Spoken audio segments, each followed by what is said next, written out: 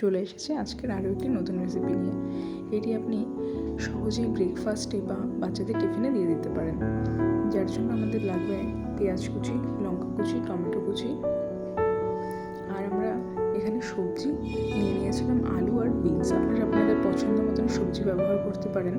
আর এখানে আমরা মেখে রেখেছি আটার বদলে ময়দাও ইউজ করা যায়, কিন্তু আমি ব্যাপারটা একটু হেলদি রাখার জন্য আটা ইউজ করেছি। প্রথমেই তাহলে তেলের উপরে সবজিগুলো দিয়ে ভেজে নিতে হবে।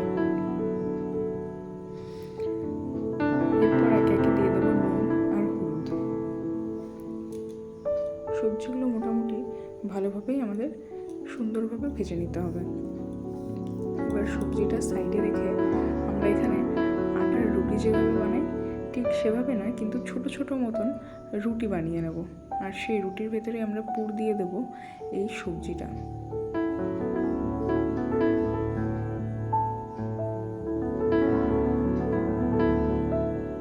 এই পুরটি দিয়ে মুখটি ভালোভাবে বন্ধ করে নিতে হবে। বন্ধ করে ভালোভাবে এটাকে হাত দিয়ে চাপা দিয়ে নিতে হবে, যাতে না খুলে যায় বা মুখটা না ফেটে যায়। এবার একটি গরম তাওয়াতে এগুলো দুপাশ ভালোভাবে সেঁকে নিতে হবে।